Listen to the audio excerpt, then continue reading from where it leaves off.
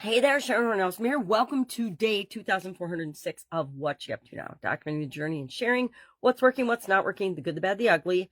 Sometimes we have ugly colds like I do right now. My eyes are red and watery, my nose is runny, and I have to cough in between takes or in between videos in order to not have a coughing hacking fit during each video. So I will be brief today. We're talking about never quitting, the option of quitting being removed from the table once and for all. And I use the example, and it's a pretty basic example of most of us have a car, right? I personally don't have a car right now, but I did for decades. And whenever something would go wrong, if you'd get in a car accident, or if you'd get a flat tire, or if your car wouldn't start, you didn't just throw it away or leave it alongside the road and get a new one. You solved the problem, fixed the car, and kept the car. This is true of our goals and objectives as well. When we have a goal, whether it's a confidence growth goal or supersizing our business goal, we have to, number one, first and foremost, commit to ourselves to never quit, never give up, never quit on that goal, right? If it's a goal that's important to us, we're going to figure out a way to achieve it. Is it going to be a straight line from point A to point B to achieve that goal? I can pretty much guarantee it's not going to. I can say that with about 100% confidence or 99.9% confidence that you're not going to set a goal today and achieve it tomorrow exactly as you planned. You know, we talk about manifestation and things like that a lot, and visualization and other tools that can help us to get inspired action to take in order to move us toward that goal. But it's usually in a different way than we had planned or thought it was going to happen. I don't think I have ever achieved a goal in my life in the exact way I thought it would happen.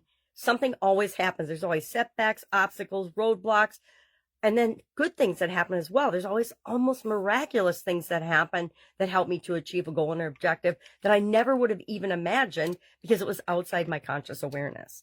So we're talking about never quitting today for both Supersize Your Business as well as for the annual challenge, Let's Grow Annual Challenge, because it is step 6 of our growing process, the process we set up for ourselves in January, and we're using each month on a different area of our lives, our life framework.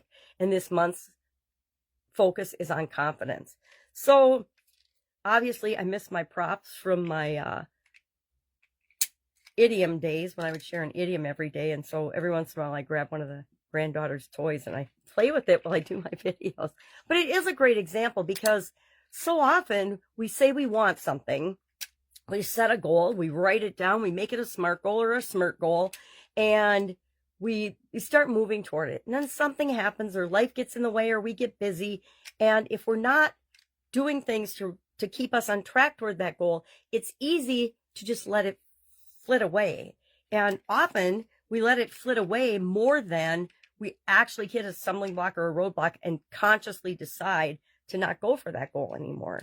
Usually, at least in my experience, it's been, we have this great plan, this great idea, and then stuff starts to happen, life gets in the way. It's COVID pandemic. How many millions of businesses let go of their dream of creating that business in the world during the pandemic? Millions of businesses closed down, never to open again. And the dreams of creating that kind of died with the pandemic, which is super duper sad. I think that the probably economic business toll of that pandemic was far, far greater than the actual loss of life toll when it comes to numbers and statistics and things. But we'll never know because we're not getting the real information on any of that, right? Topic for another day. So today we are, number one, committing to ourselves in a non-negotiable way that we're going to achieve the goals we set for ourselves. You know what? I like to say, if you're not, and that's why I do lifelong legacy goals and then I break them down into smaller pieces. If I were not committed to those lifelong legacy goals, 100% non-negotiable, then I would give up on them. And I think that's what we need to start doing is not, and there's different schools of thought on this. Some people say create small little goals and achieve them because that helps you to create bigger ones. I'm kind of the opposite. I like to be contrary in a lot of ways, but I set those great big lifelong, big hairy audacious goals.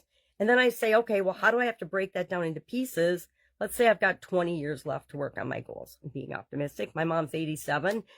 So my grandma lived to 99 and 11 months, her mom, and her dad lived to 92. So I figure I've got at least a couple more decades in me. So say I have 20 years to achieve that. How do I break that down then into smaller bite-sized pieces so I know what I need to do this year, this month, this week, today to move me toward that goal? And sometimes it's great big things and big chunks of things that I'll set for the year. Other times it's smaller pieces because I know there's different areas and aspects of my life that need more attention. But I am absolutely positively 100% committed to those lifelong legacy goals, and nothing and nobody is going to change my mind about those things. And once we have that commitment and we promise to ourselves, there really is nothing that's going to stop us from making that happen. But a lot of times we wishy-washy commit. We say, oh, I'd really like that to happen, but I'm not really going to be uncomfortable or go out of my way to make that happen. Guess what? It's not going to happen. So that's the first most important step in my mind, is committing to what it is that you want. The second one is reminding yourself, why do you want it? I go through the 7 why exercise, as you know, a lot. And I do it every year for each of those big, hairy, audacious goals to make sure that I'm committed to it and I remember why I want those things in the first place, because that gives me energy when I hit those little stumbling blocks or roadblocks, or something gets in the way, or something in the world changes that negatively impacts my trajectory toward what I want. Sometimes it's just a matter of getting a different point of view and perspective and looking at it from another angle and saying, oh my gosh, this thing that looks like a hurdle or a setback is really a huge bump up or stepping stone that I can use to move me even faster toward that goal or objective. So that's what I'm thinking about today. If I can help you anyway. Also, I'm thinking about, all right, it's almost a new month already. I got one more day of confidence, and then we hop into a whole new life framework area. So I need to plan out that month. I do it usually about the first or second week into the month. I plan that month's content. Painful confession, but that's just the way I do it. It's worked for me. I used to not plan it at all. I would do it one day at a time.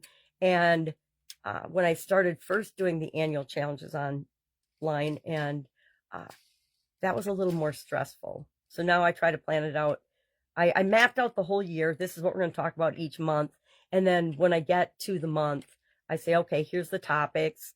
And sometimes I change them, right? Sometimes the direction we're going doesn't feel right to me, so we do something different. It's like Supersize Your Business. I was doing just a random list of strategies every day, and it got to the point where I was like, I want to be more intentional. And so now we're doing a series of fundamental, foundational steps that any business really wants to have in place to build on to grow and build and supersize their business. So having kind of fun with that. I usually do that in like November, but for some reason I was feeling like it needs to happen now. So if I can help you anyway, what do? You ask. Otherwise, have an awesome day, and I will fill you in tomorrow on what's going on in my crazy world. Have a good one.